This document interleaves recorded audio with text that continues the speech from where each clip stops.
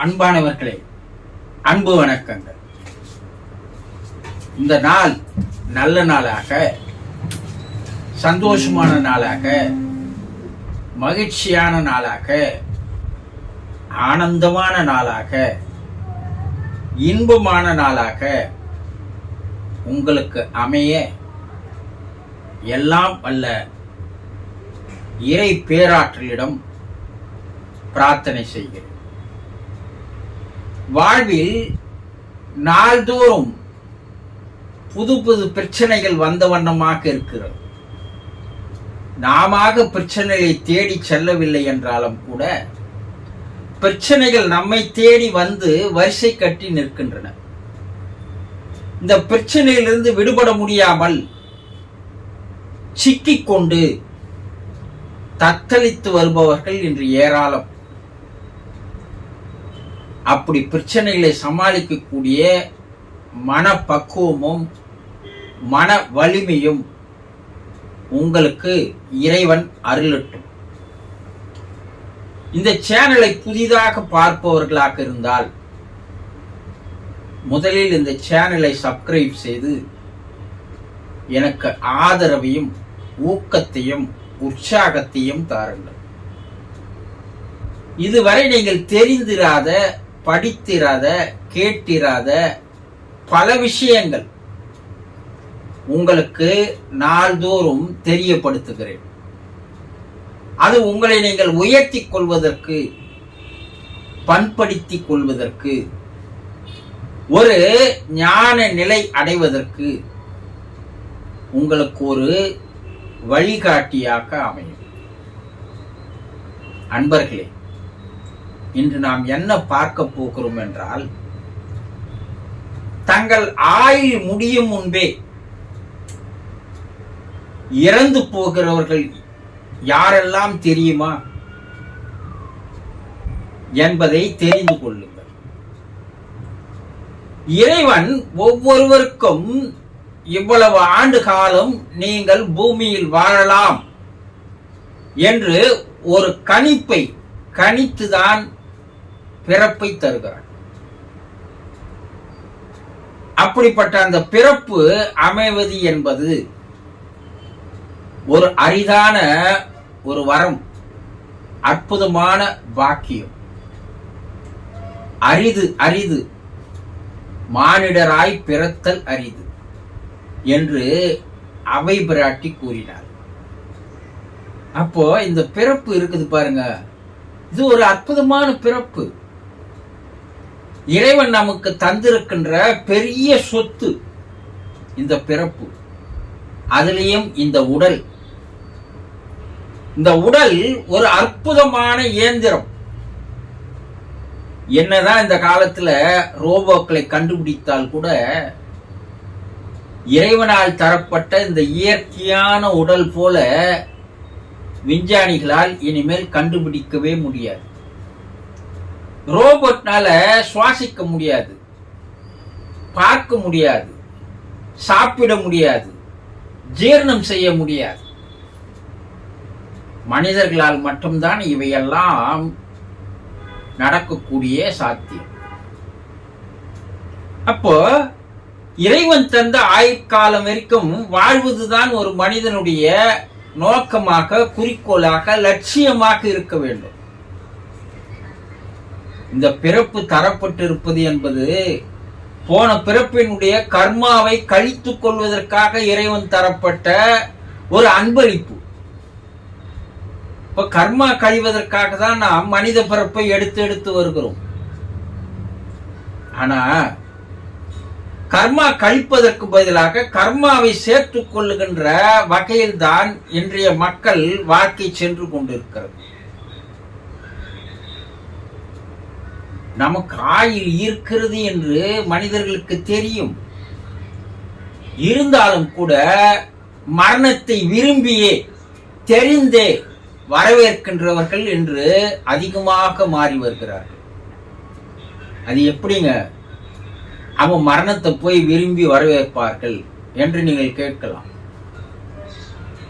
மது அருந்தினால் இந்த உடல் சீர்கட்டுவிடும், இந்த உடல் அழிந்து போகும், அதனால் மரணம் கூடிய விரைவில் வரும் என்பது தெரியும் தானே. அப்போ இந்த உடம்பு கெட்டு போகும்னு நல்லா தெரியும்.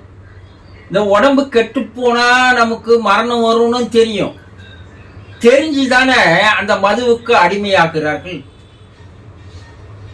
அந்த மது குடிப்பவர்கள் என்று நாளுக்கு நாள் அதிகமாக்கி வருகிறார்கள் இல்லையா? அது இப்போ இளைஞர்களுக்கு கூட, வாலிபர்கள் கூட, 15 வயதிற்கு மேற்பட்டவர்கள் கூட இன்று மது அருந்துகின்ற பழக்கமானது, வழக்கமானது, நடவடிக்கையானது இருந்து வருகிறது அல்லவா? அப்போ இறைவன் தந்த ஆயுளை இவர்களாகவே தான் என்ன பண்றாங்க? குறைத்துக் கொள்கிறார்கள். மரணத்தை இவர்களே விரும்பி வரவேற்கிறார்கள். ஒரு மதுவுக்கு அடிமையாகிவிட்டவன் ஒரு குறிப்பிட்ட ஆண்டு காலம் அந்த மதுவை தொடர்ந்து குடித்து வந்தால் அவனுக்கு உடலில் இருக்கின்ற கல்லீரல் போன்ற உறுப்புகள் எல்லாம் செயல்படாது போய்விடும் என்று எவ்வளவுதான் எடுத்து கூறினாலும் கூட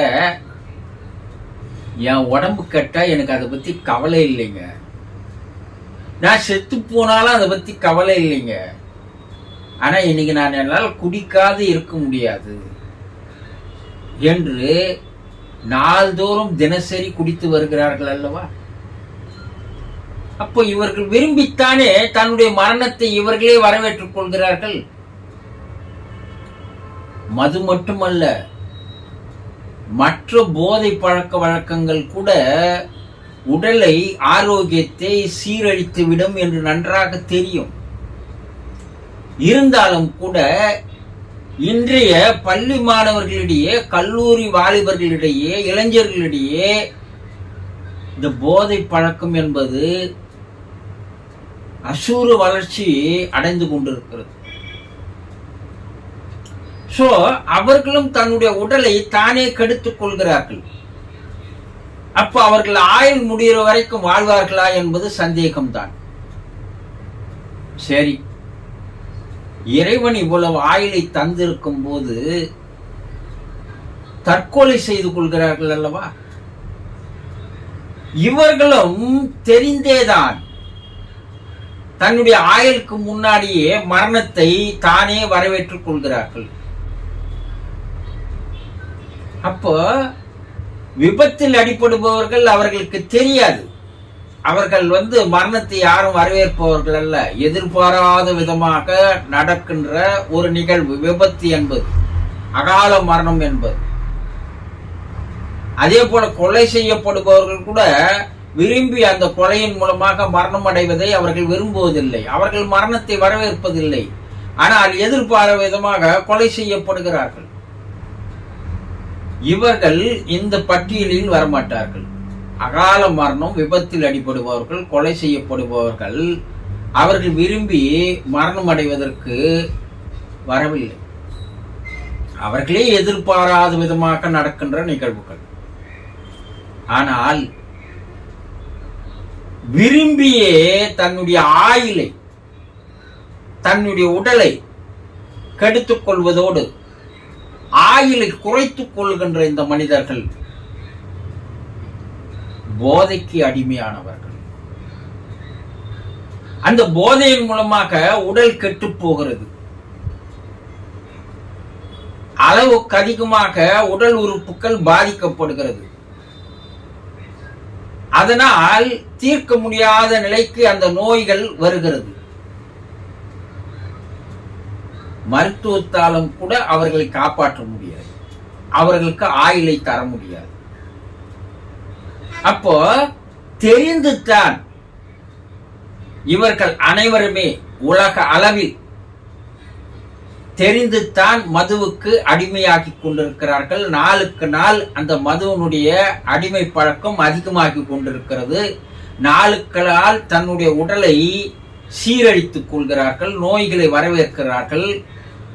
விரைவில் அவர்கள் மரணம் அடைகிறார்கள் இல்லையா? அப்போ இவர்களெல்லாம் தெரிந்தே தான் தன்னுடைய மரணத்தை வரவேற்கிறார்கள். ஆயுள் முடிவதற்கு முன்பே இவர்களெல்லாம் தன்னுடைய மரணத்தை இவர்களே வரவேற்றுக் கொள்கிறார்கள். ஒன்று மதுவுக்கு அடிமையானவர்கள், ஒன்று போதை பழக்கத்துக்கு அடிமையானவர்கள், அடுத்தது பார்த்தால் தற்கொலை செய்து கொள்பவர்கள், அதே நேரத்தில் உடலை சீரழித்துக் கொள்கின்ற வகையில் மாதுக்களோடு தொடர்பு வைத்துக் கொள்பவர்கள், அடிக்கடி தொடர்பு வைத்துக் கொள்வார்கள்.